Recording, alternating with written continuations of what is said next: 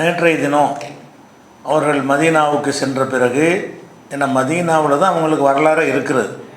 மக்காவில் இருக்கும்போது கடைசி காலத்தில் இஸ்லாத்துக்கு வந்ததுனால அதில் அதிகமாக மக்காவில் அவங்களுடைய பங்களிப்பு இருக்கலை. மதீனாவுக்கு வந்த பிறகு நபி ஸல்லல்லாஹு அலைஹி வஸல்லம் அவங்களோட அவ்வளவு நெருக்கமாக அவங்கள அன்பை பெற்றவர்களாக மாறுகிறார்கள். அந்த வகையில் அவங்க பத்ர் போர்லையும் பங்கெடுத்தாங்க. அந்த பத்ர் போரில் பங்கெடுத்தது ஏற்கனவே சொல்லியிருக்கிறோம். அவங்க ஆட்சி காலத்தில் சில முன்ன பின்ன சில பிழைகள் தவறுகள் இருந்தால் கூட அந்த பத்ரில் கலந்துக்கிட்டதே அவருக்கு சொர்க்கத்தில் சேர்க்க போதுமானது, எல்லா பாவங்களும் மன்னிக்கப்படும். அடுத்ததாக என்னென்னா, உஹது போரை பொறுத்த வரைக்கும் அதுலேயும் அவர் நல்ல பங்களிப்பு செய்தவர் தான். ஆனால் என்னன்னு கேட்டால், அந்த உஹது போரில் ரசூலுல்லாஹ்வுடைய அந்த வழிகாட்டுதலை மீறி சஹாபாக்கள் அவங்க பாதுகாப்புக்கு நிறுத்தினவங்க கனிமத்தை பொறுக்கிறதுக்கு ஓடி வந்துட்டாங்க. அந்த கேப்பில் ஹாலித் இப்னு வலீத் நுழைந்து அவர் சுற்றி வளைத்து, அதிக எண்ணிக்கையில் வேறு இருந்தாங்க எதிரிகள், சுற்றி வளைத்து தாக்கும் பொழுது சஹாபாக்கள்லாம் விரண்டு ஓடுற, வெற்றிக்கு பிறகு தோல்வி வந்துச்சு அந்த உஹது போரில். அப்படி ஓடுனதை பற்றி உமர் ரலியல்லாஹு அன்ஹு சொல்லும்போது சொல்கிறாங்க, அவங்க ஹுத்பா ஓதுறாங்க. ஒரு நாள் ஹுத்பா ஓதிக்கிட்டு, லம்மாக்கான யோம் உஹதின், உஹது போர் நேரத்தில் ஹஸம்னாஹும், அவர்களை நாங்கள் தோற்கடித்தோம். எதிரிகளை ஆரம்பத்தில் அவங்களுக்கு தானே தோல்வி, தோற்கடிச்சிட்டோம். பிறகு என்னென்னு கேட்டால், அவங்க திடீர் தாக்குதல் நடத்த உடனே ஃபரர்த்து ஹத்தா சைத்துல் ஜபல, நான் விருண்டு ஓடி மலை மேலே ஏறிக்கொண்டேன். அதாவது உமரே சொல்கிறார், ஹுத்பாவோட உரையில் சொல்கிறாரு, நான் விருண்டு ஓடின, சுற்றி வளைச்சா என்ன செய்வோம், அடி வாங்க மாட்டாமல் ஓட தான் செய்வோம். அந்த மாதிரி ஓடி மலையின் மீது ஏறிட்டேன். ஏறிட்ட உடனே என்ன செய்கிறாங்கன்னு கேட்டால், அப்போ தான் ரசூலுல்லாஹ் கொல்லப்பட்டாங்கன்னு செய்தி பரவுது. மலை மேலே நான் ஏறிக்கிட்டு இருக்கும் பொழுது ரசூலுல்லாஹ் கொல்லப்பட்டார்கள்ங்கிற ஒரு செய்தி. ஒன்னாசு யக்கூலுன குத்தில முகமது கொல்லப்பட்டு விட்டார்னு அவங்க எதிரிகள் என்ன செய்கிறாங்க, கொண்டுட்டோம்னு பேசுகிறாங்க. அப்போ நான் சொன்னேன், லா அஜிது அஹதன் யக்கூலு குத்தில முகமதுன் இல்லா கத்தல்துஹு, முகமது கொல்லப்பட்டார்னு எவன் சொன்னாலும் அவனை நான் கொல்லுவேன்னு நான் அங்கேருந்து என்ன செஞ்சேன், சத்தமிட்டேன் அப்படின்னு சொல்கிறார்.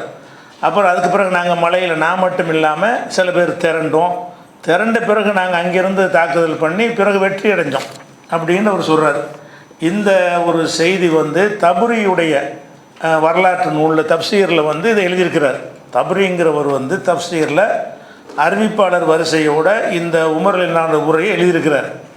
இதை எடுத்து வைத்து நம்மளும் ஏற்றுக்கொண்ட ஒரு தப்சீருங்கிற அடிப்படையில் ஷியாக்கள் என்ன செய்கிறாங்கன்னா, இதை எடுத்து வைத்து கொண்டு உமரே சொல்கிறார், ஓடுனேன், ஃபரர்த்து வெறுண்டு ஓடுனேங்கிறார். அப்போ உமர் இந்த போர்க்களத்தில் வெறுண்டு ஓடினார், ரசூலுல்லாஹ்வோட இருக்கலை அப்படின்னு இந்த ஒரு வார்த்தையை வைத்து கொண்டு அதுக்கு ஒரு தவறான வியாக்கியானம் கொடுத்து என்ன செய்கிறாங்க, விமர்சனம் பண்ணுகிறார்கள். முதலாவது இந்த செய்தி அறிவிப்பாளர்களே அது பலவீனமான அறிவிப்பாளரை கொண்டது. இது அறிவிக்கிற ஒரு தபுரிக்கு யார் அறிவிக்கிறார்னு கேட்டால், அபு ஹிஷாம் அர் ரிஃபாயி என்கிறவர் தான் இதை அறிவிக்கிறார். இவர் அபு ஹிஷாம் ரிஃபாய் என்பது புகாரி சொல்கிறாங்க, ராய்த்துஹும் முஜ்மஈன் அலா லோஃபிஹி, இவர் பலவீனமானவர் என்று எல்லோரும் ஏகோபித்த கருத்தில் இருக்கிறார்கள். இதை ஒரு செய்தி அறிவிக்கிறாங்க.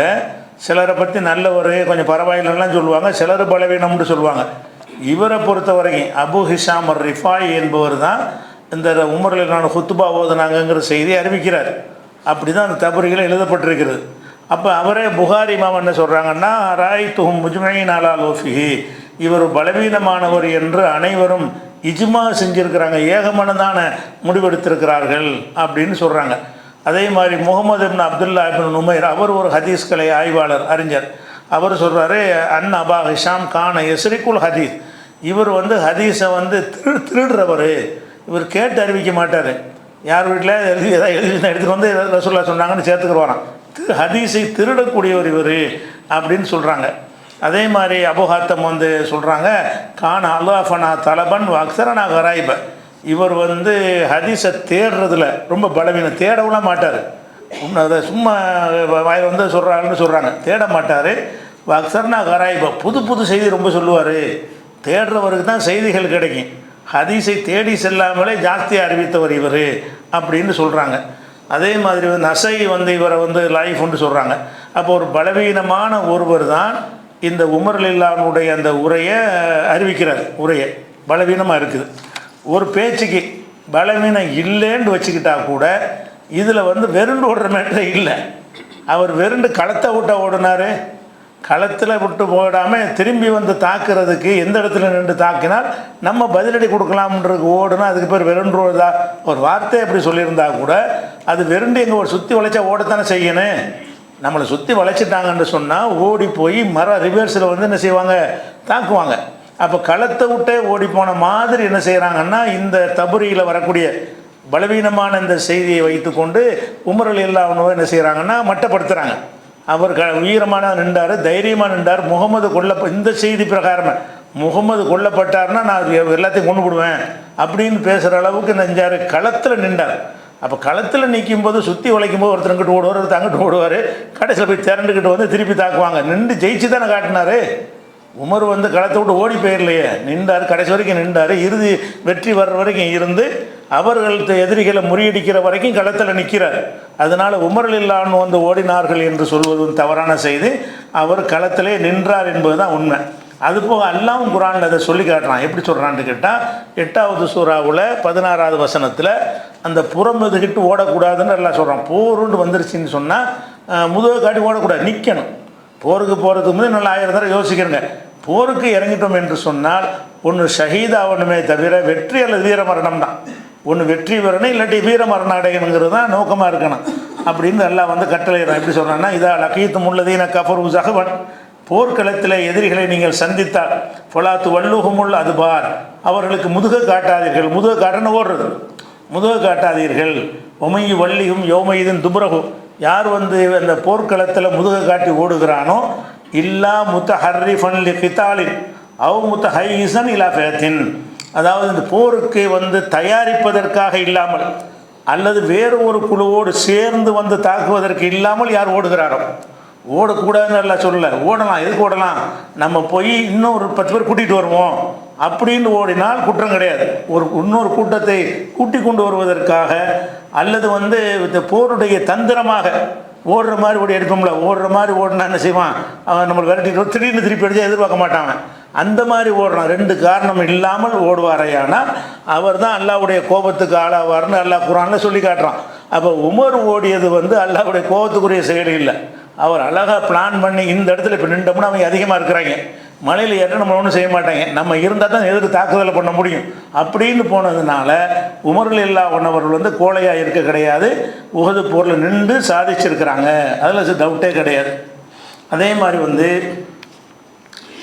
ஹுனைன்கிற போர், அந்த போர்லையும் வந்து மக்கள் ஓடின ஒரு வெற்றிக்கு பிறகு தோல்வி வந்த போர். ஹுனைன்கிறதுலையும் இதே மாதிரி வந்து கை ஓங்குற மாதிரி இருந்துச்சு. ஆனால் அவங்க வந்து கூட்டம் ஜாஸ்தியாக இருந்ததுனால என்ன செய்ய, அம்பு எய்கிறதுலாம் ரொம்ப விற்பனர்களாக இருந்தாங்க. இவங்க தான் கூட்டம் ஜாஸ்தி. அவங்க அம்பு எய்வதில் விற்பனர்களாக இருந்ததுனால சுற்றி வளைச்சி தாக்குதல் பண்ணும் பொழுது முஸ்லீம்கள் தோற்று ஓட ஆரம்பிச்சிட்டாங்க. ஓட ஆரம்பித்தோன்னு ரசூலுல்லாஹ் கூப்பிடுவாங்க. இன்னி ஆனால் ரசூலுல்லாஹ் நான் தான் அல்லாஹ்வுடைய ரசூல், வாங்க வாங்கன்னு கூப்பிடுவாங்க. மக்கள் ஓடிக்கிட்டே இருப்பாங்க.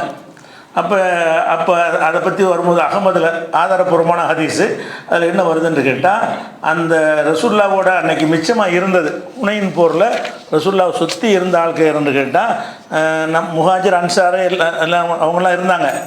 அதில் வந்து இருந்த ஆள் யாருன்னா மின்ஹும் அபூபக்கர் ஓடலை. ஹுனைன் போரில் ரசூலுல்லா கிட்டே நிற்கிறார். உமரும் ரசூலுல்லா பக்கத்தில் இருந்தார். அலி இருந்தார். அப்பாஸும் இருந்தார், ரசூலுல்லாவுடைய பெரிய அப்பா. அவருடைய மகன் ஃபதுல் இப்னு அப்பாஸுடைய மகன். அதே மாதிரி அபூ சுஃபியான் இதில் இறுதி இதில் மக்கா வெற்றியில் இஸ்லாத்துக்கு வந்தவர் அபூ சுஃபியான் அவர் இருந்தார். ரபியா பின் ஹாரிஸ் அவர் இருந்தார். ஐமன் இப்னு ஐமன் அவங்க இருந்தாங்க. உசாமா பின் ஜெயிது, உசாமா தளபதி அவ்வளோ இருந்தார் அவர். இவங்க தான் ரசூலுல்லாவோட இருந்தாங்க. எல்லாம் ஓடி போயிட்டாங்க. ரசூலுல்லாவை சுற்றி நின்றது யார்? இவங்க தான் இருந்தார்கள் என்று ஹதீஸில் வரும்போது அப்படி குறைந்த எண்ணிக்கையானவர்கள் ரசூலுல்லாவை சுற்றி இருக்கும்போது அதில் ஒருவராக தான் இருந்தார். ஹுனைனில் என்ன செய்யலை, உமர் வந்து ஓட கிடையாது. ஹுனைனில் நிறைய பேர் ஓடும்போதெல்லாம் என்ன செய்கிறாங்கன்னா இவங்க ஷியாக்கள் வந்து அபூபக்கர் உமரை சேர்த்துருவாங்க. ஹுனைன்லேருந்து ஓடுன ஆட்கள்லாம் அபூபக்கர் உமரும்பாங்க, எந்த ஆதாரமும் இல்லாமல். ஆனால் அவங்க நின்றாங்கங்கிறதுக்கு ஆதாரம் இருக்குது. ஓடாமல் அந்த இடத்துல கடைசி வரைக்கும் நின்றார்கள்னு சொல்லி அவங்க இதெல்லாம் கழிச்சுட்டு இதை மட்டும் சேர்த்துக்கிறாங்க. அப்பாஸு ஃபதுல் ரசூலுல்லாஹ் குடும்பம் இருக்கும்ல, அலியுடைய குடும்பம், அவங்கள மட்டும் அலி இருந்தார், அப்பாஸ் இருந்தார் இப்படின்னு சொல்லி போட்டு மற்றவங்களாம் ஓடிட்டாங்கம்பாங்க. நம்ம அவங்க இருந்தாங்க நம்மளும் சொல்கிறோம். ஹதீஸில் இருக்கிறதுனால அவங்களோட சேர்ந்து அபூபக்கர் உமர் இருந்தாங்க, ஓடலை அப்படிங்கிறது அதை ஒன்று பார்த்துட்டோம். அப்போ அதில் ஹுனைனில் கலந்துக்கிட்டார் என்பதற்கும் ஆதாரம், அவர் ஓடலை என்பதற்கும் ஒரு ஆதாரம். அடுத்ததாக அகழ் போரில் அவங்களா ஒரு கதை எழுதி வச்சுக்கிறாங்க ஷியாக்கள். அகழ் போரில் வந்து அகழ் போருங்கிற உண்மையில் போர் கிடையாது தானே. அகழ் போர்னு சொன்னால் அவங்க நம்மளை முற்றுகையிட்டிருக்கிறாங்க. அதாவது எதிரிகள் வந்து மதீனாவை சுற்றி முற்றுகையிட்டிருக்கிறாங்க, உள்ளுக்கு வர முடியாமல் அகழ் தோண்டி வச்சுருக்கிறோம். அப்படி இருக்கும்போது பல வேலைகளை வீட்டில் செஞ்சுக்கிட்டு இருப்பாங்க. எல்லோரும் களத்தில் நிற்க மாட்டாங்க. களத்தில் நின்றுட்டு வரும்போது எதிர்கொள்கிறதுக்கு ஓரத்தில் கொஞ்சம் நிற்பாங்க, மீது உள்ளவங்க சாப்பிட்றவங்க சாப்பிடுவாங்க, படுத்து கிடப்பாங்க. அப்படியான இயல்பான வாழ்க்கையை பாதிக்காத வகையில் தான் அந்த அகழ் போர் இருக்கும். அப்படிங்கிறதுனால என்ன செய்கிறாங்கன்னா, இவங்க உமர் வந்து ஒரு தோட்டத்தில் உட்காந்துக்கிட்டு அரட்டடிச்சிட்டு இருந்தாருன்னு எழுதி வச்சுக்கிறாங்க. அந்த அகழ் போர் நேரத்தில் வந்து உமர் ஒரு தோட்டத்தில் இருந்து அரட்டடிச்சிட்டு இருந்தார், பேசிக்கிட்டு உட்காந்துருந்தார். களத்தில் இன்றைக்கி களம் எங்கே இருந்துச்சு? அகழ் போருங்கிறது ஊரை முற்றுகையிட்டு இருக்கிறான். ஊரை முற்றுகையிட்டு இருந்தான்னு சொன்னால் முற்றுகையிடும்போது அதுக்கு தகுந்த ஒரு தடுப்பு உள்ளவங்களை ரசூலில் நிப்பாட்டினாலுக்கு தடுப்புக்கு நிற்பாங்க, முறை வச்சு நிப்பாட்டுவாங்க. எல்லாத்தையும் நிப்பாட்ட மாட்டாங்க. நீ ஒரு 8 மணி நேரம் நில்லு, நீ வந்து மாறிக்க, நீ போய் நில்லு அப்படின்னு என்ன செய்வாங்க, நிப்பாட்டி இருக்கும்போது ஏற்கனவே நின்றவர்கள் போய் ஓய்வு எடுப்பாங்க தான். போர்லேயே நிற்க மாட்டாங்க. அகழ் போருங்கிறது சொந்த ஊரில் தானே இருக்கிறாங்க. சொந்த ஊரில் வீட்டில் தோட்டத்தில் அங்கங்கே இருந்து என்ன செய்ய நிலவரத்தை கவனிச்சிக்கிட்டு இருப்பாங்க. போரை செஞ்சுக்கிட்டு இருக்கிற இடமே இல்லை அகழ் போருங்கிறது. அகழ் போரில் ஓடுறாருங்கிறாங்க, ஊருக்குள்ளே உட்காந்துக்கிட்டு இருக்கிறாரு, அகழ் போரில் ஓடி விட்டார். அப்போ அகழ் போர்னா 2 யுத்தம் நடந்த மாதிரி, அங்கேருந்து பயந்து ஓடிட்ட மாதிரியும் சித்தரிக்கிறாங்க. அகழ் போர் என்பது இரு அணிகளும் வந்து நேருக்கு நேர களத்தில் சந்தித்த போர் கிடையாது. ஊரை வந்து அவங்க சுற்றி வளைத்து கொண்ட ஒரு போர் தான். அம்புனால தான் போர் செஞ்சுக்கிட்டாங்க. அல்லாஹ் வந்து அந்த குளிர் காற்றை அனுப்பினதுனாலையும் அந்த 5ஆம் படை வேலை பார்த்ததுனாலையும் அந்த எதிரிகள் சிதறி ஓடி போயிட்டாங்களே தவிர யுத்தம்னு ஒன்று பெருசாக என்ன செய்யலை, அது நடக்கலை. அதே நேரத்தில் வந்து அவர் அகழ் போரில் வந்து ஆக்டிவாக இருந்தார் என்பதற்கு எப்படி இல்லைன்னு நீங்கள் சொல்கிறதுனால அதுக்கு ஹதீஸ் இருக்குது. என்ன இருக்குன்னு கேட்டால், இது புகாரில் 4112வது ஹதீஸ். அதில் என்ன வருதுன்னு கேட்டால், சூரியன் மறைஞ்சவுடனே ஹந்தக்கு போரில் யோமல் ஹந்தக்கு போர் தினத்தில் உமர் வந்தார்கள், ரசூல்லாட்ட வர்றாங்க. பாதமா கரபத்தி ஷம்சு, சூரியன் மறைஞ்சவுன்னு வர்றாங்க. வந்து ஜால எசுபு குஃபார குறைஷ், அந்த குஃபார்களை திட்டிக்கிட்டே வர்றாரு. உமர் என்ன செய்கிறாருன்னு கேட்டால், என்ன திட்டுறாருன்னா, யார சொல்லலாம் மாக்கித்து அன் முசல்லி, நான் தொழுவே இல்லை, ஹத்தா காதத்து சம்சன் சகுர்ப, சூரியன் மறையிற வரைக்கும் தொழுவலை, நம்முடைய தொழுகையை பாழாக்கிட்டானவங்க. இந்த காஃபியர்கள் வந்து மகரிபு கூட தொலை விடாமல் என்ன செஞ்சிட்டாங்க, அசர் கூட தொலை விடாமல். சூரியன் மறைஞ்சு அசர் சொல்ல முடியாதுல்ல. அப்போ சூரியன் மறைஞ்சிருச்சு, நான் அசர் தொழுவலை, இவங்க நாசமாக போகட்டும் அப்படின்னு சொல்லிட்டு இவர் வர்றாரு. அப்போ இவர் என்ன ரெஸ்ட் எடுத்தாலும் தொழுதுருப்பார, இவர் களத்தில் நிற்கிறாரு. அதாவது அந்த எதிரிகளை வந்து தடுத்து நிறுத்தி கொண்ட அணியில் இருந்ததுனால தான் அதில் கவனம் செலுத்தி சூரியன் மறைகிற வரைக்கும் அசர் தொழுவலை. அசர் தொலை போயிருந்தாருன்னா எதிரிகளுடைய உள்ள அவங்க வந்திருக்க வாய்ப்பு இருக்குது. அப்போ அசர் தொழுகையை கூட விட்டுற அளவுக்கு அவருக்கு நின்றுருக்கார். நின்றுட்டு சூரியன் மறைஞ்சவனை தான் பார்க்குறாரு, ஆகா தொழுகை அசர் தொழுகை விட்டுட்டோமேன்னு வந்து அது அப்படி வர்றாராம். ஜா யோமல் ஹந்தக்கு பாதமா கரபத்தி ஷம்ஸ், சூரியன் மறைந்த பிறகு ரசூலுல்லாஹ் வர்றாரு. ஜால யசுப்பு குஃபார குறைஷின், குறைஷு காஃபிர்கள் அவங்க தானே எதிரணிகள் திட்டிக் கொண்டே வருகிறார். இந்த மாதிரி நாசமாக்கிட்டாங்க அப்படின்னு சொல்லி பல வார்த்தைகளை போட்டு திட்டினதாகவும் ஹதீஸ்கள் வருது. இதில் திட்டிக் கொண்டே வர்றாரு. அப்போ திட்டிக்கிட்டு வர்றது எதுக்கு வர்றாரு, இந்த களத்தில் நான் ஈடுபட்டு அதிலே மூழ்கி சூரியன் மறைஞ்சது கூட தெரியாத அளவுக்கு நான் போராடிக்கிட்டு இருக்கிறேன்.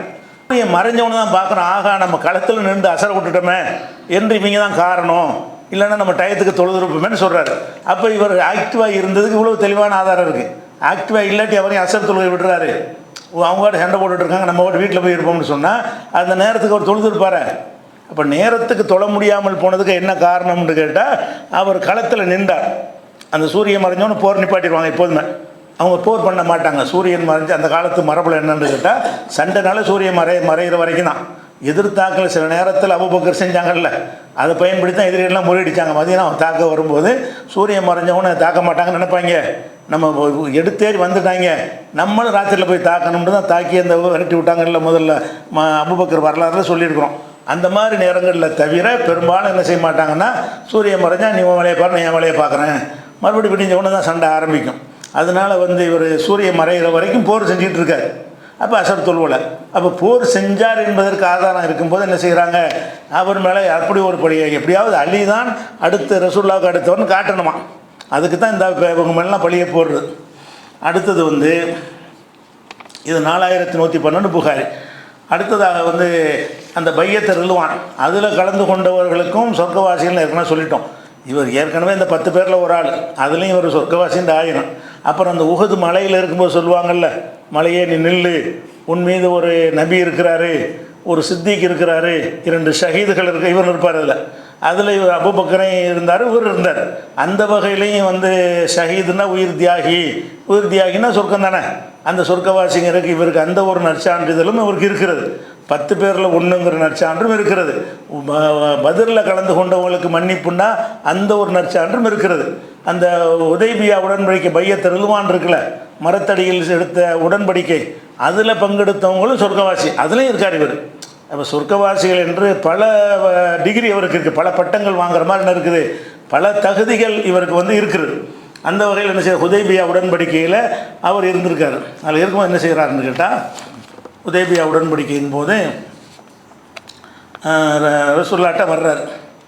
வந்து என்ன செய்கிறாருன்னு கேட்டால், அல்லாஹ்வுடைய தூதரே, நாம் வந்து ஏன்னா ரசூலுல்லாஹ் வந்து இறங்கி போயிட்டாங்க. அந்த இறங்கி போனாங்கன்னா நம்ம பார்வையில் அதான் பிறகு வெற்றி அமைச்சிச்சு. ரசூல் ஸல்லல்லாஹு அலைஹி வஸல்லம் நிறைய விட்டு கொடுத்தாங்க.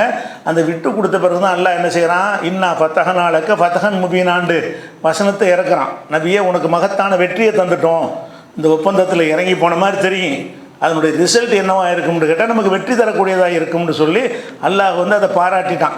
இது பாராட்டுறதுக்கு முந்தி அந்த வசனம் வருவதற்கு முன்னாடி இவர் பேசுகிறார்.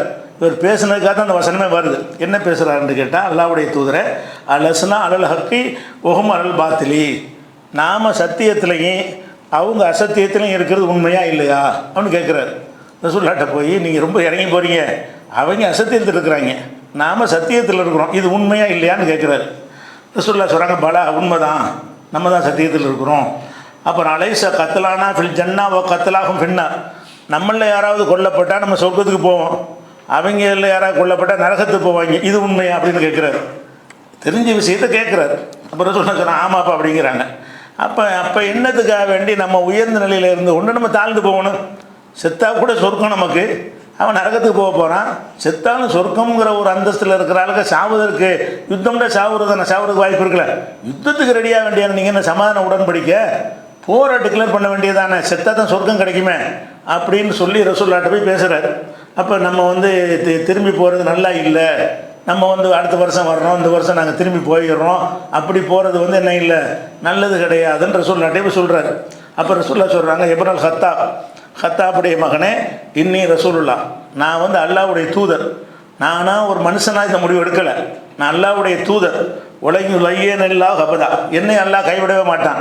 அப்போ அல்லாஹ்வுடைய தூதருங்கிற முறையில் நான் எடுத்திருக்கேன், பெசாமகிரி நான் எடுத்தேன்னு சொன்னால் தூதருங்கிற முறையில் எடுத்தால் என்ன செய்யக்கூடாது, உங்கள் அறிவுக்குலாம் வேலை கொடுக்கக்கூடாது. ஒரு படை தளபதியாக முடிவெடுத்தால் நீங்கள் என்ன செய்யலாம், அது சரியில்லை இது சரியில்லைன்னு சொல்லலாம்.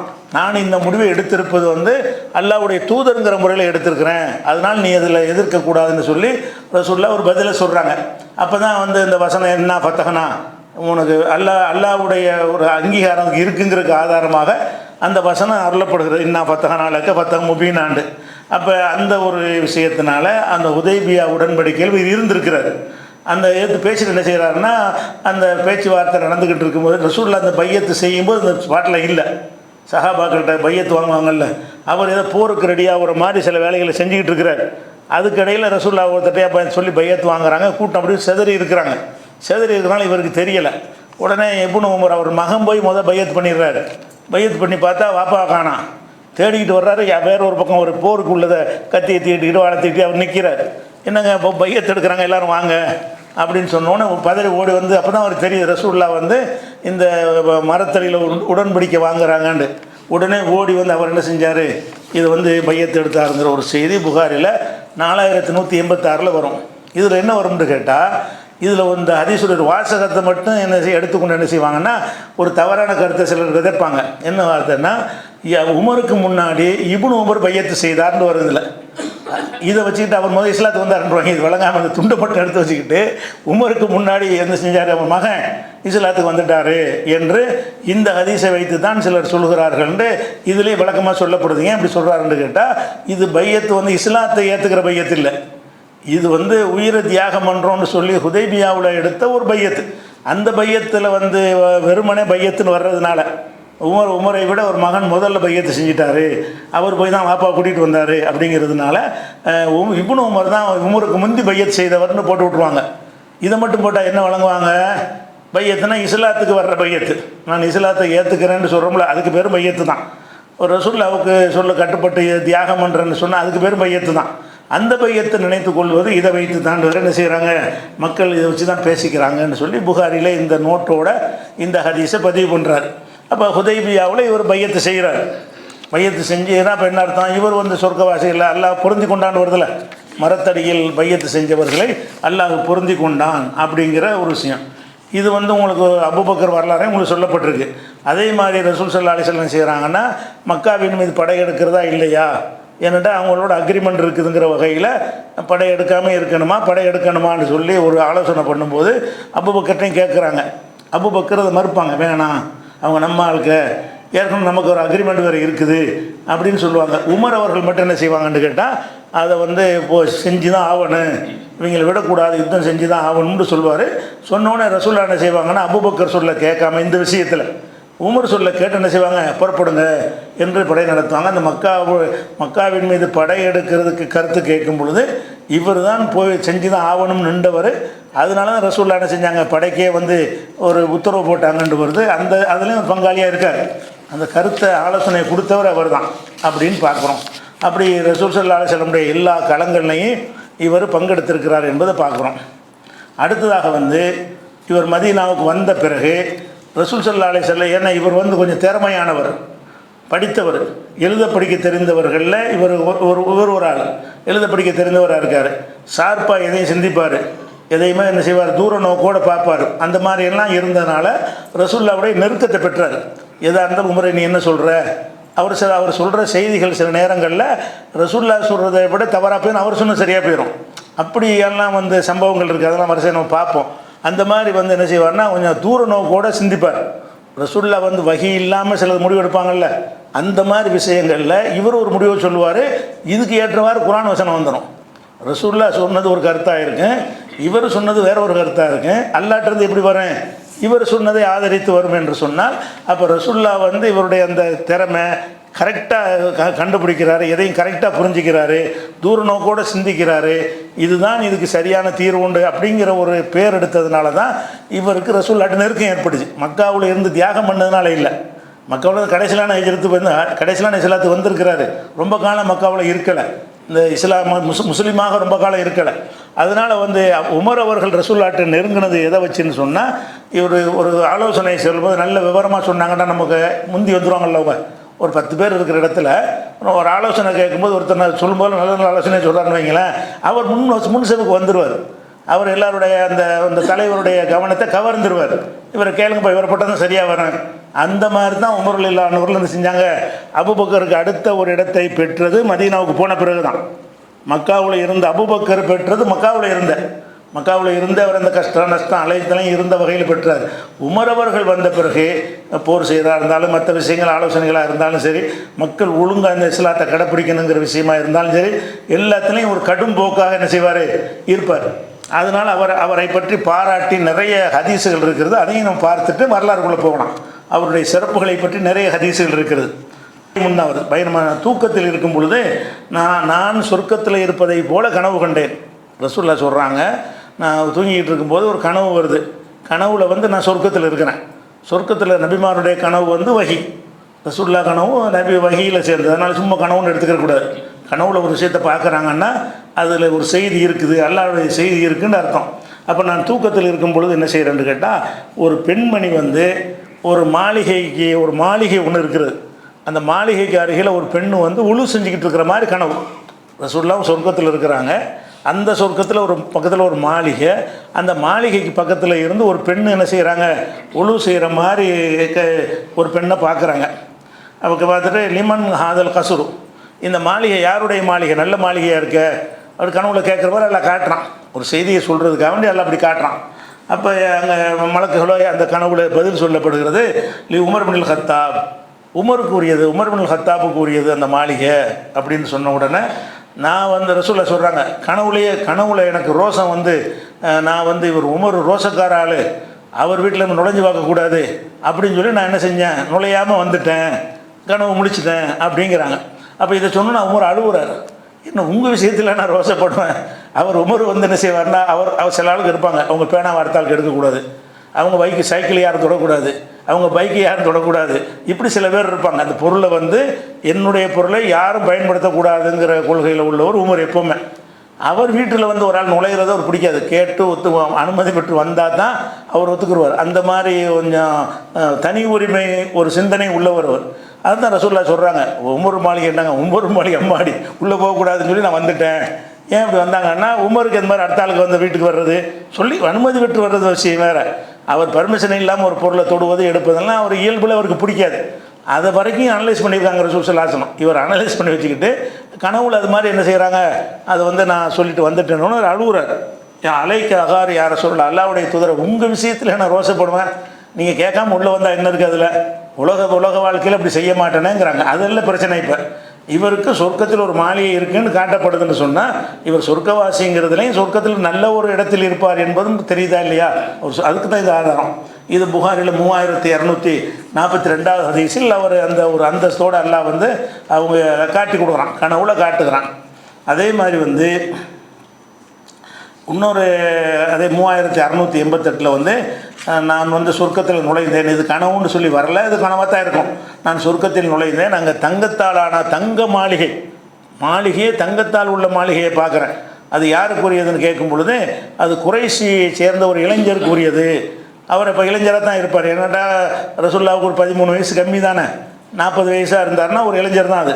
அப்போ ஒரு குறைஷியை சேர்ந்த இளைஞருக்கு உரியது என்று சொன்னோன்னு அது யாருன்னு கேட்குறேன். உடனே இப்னுல் ஹத்தாபுடைய மகன் என்று சொன்னார்கள் கனவுலையே. அப்படின்னு சொல்லும்போது அந்த மாளிகை தங்க மாளிகையாக வேறு இருந்துச்சு. இதில் வருது ஒரு மாளிகைன்னு மொட்டையாக அதில் வருது. இது 3688 புகாரி ஹதீஸில் தங்க மாளிகையே, தங்கத்தாலே ஒரு மாளிகை, அந்த மாதிரியான ஒரு அந்தஸ்தோடு உள்ள சொர்க்கம் இவருக்கு கிடைக்கும் என்பதை நம்ம பார்க்குறோம். அதே மாதிரி வந்து ரசூல் ஸல்லல்லாஹு அலைஹி வஸல்லம் சொல்கிறாங்க, நான் வந்து கனவுல வந்து எனக்கு பால் கொண்டாந்து தர்றாங்க. நிறைய கனவுகளை ரசூலுல்லாஹ் சொல்லியிருக்கிறாங்க, அது எல்லாமே வஹி தான். கனவில் வந்து எனக்கு கனவுல யாராவது மலக்க யாராவது பால் கொடுக்குறாங்க. அவர் ரசூலுல்லாஹ் என்ன செய்கிறாங்கன்னா, நான் வந்து பாதி பாலை குடிச்சிட்டேன், மீதி பாலை என்ன செய்கிறேன்னு கேட்டால் பக்கத்தில் உமர்கிட்ட கொடுத்துட்டேன், அவர் குடிச்சுவிட்டார் அப்படின்னு சொல்லி இந்த கனவு நான் கண்டேங்கிறாங்க. கனவுல எனக்கு பால் தரப்படுது, பாலை நான் எல்லாத்தையும் நானே குடிச்சிடாம நான் கொஞ்சம் குடிச்சிட்டு மீதி யாருக்கு கொடுக்குறேன், உமருக்கு கொடுக்குறேன் அப்படின்னு மட்டும் சொல்கிறாங்க. அதுக்கு என்ன விளக்கம் சொல்லுங்கள் அப்படின்னு ரசூலுல்லாஹ்ட்டே கேட்குறாங்க. இது பால் கொடுத்தா என்ன அதில் அப்படின்னு கேட்குறாங்க.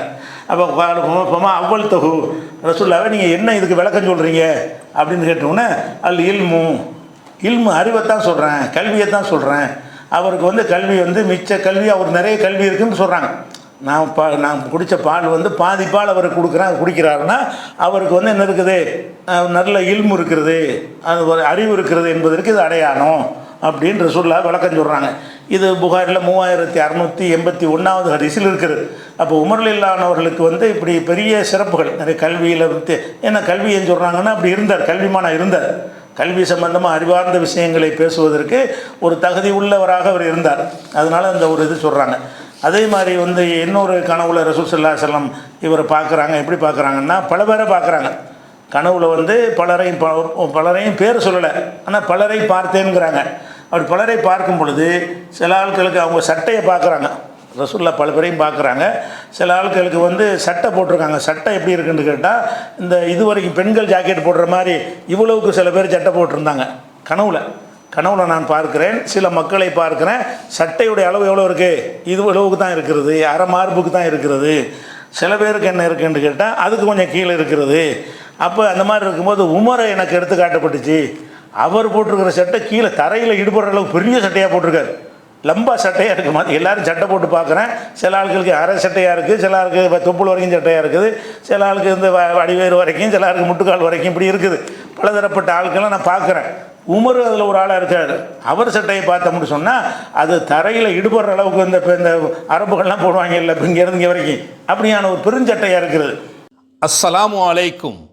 தந்தையை இழந்து வாடும் அனாதை சிறுவர் சிறுமியருக்கும் மற்றும் ஆதரவற்ற சிறுவர் சிறுமியருக்கும் மாதந்தோறும் வாழ்வாதார உதவி திட்டம் NTF மூலமாக வழங்கப்படுகிறது.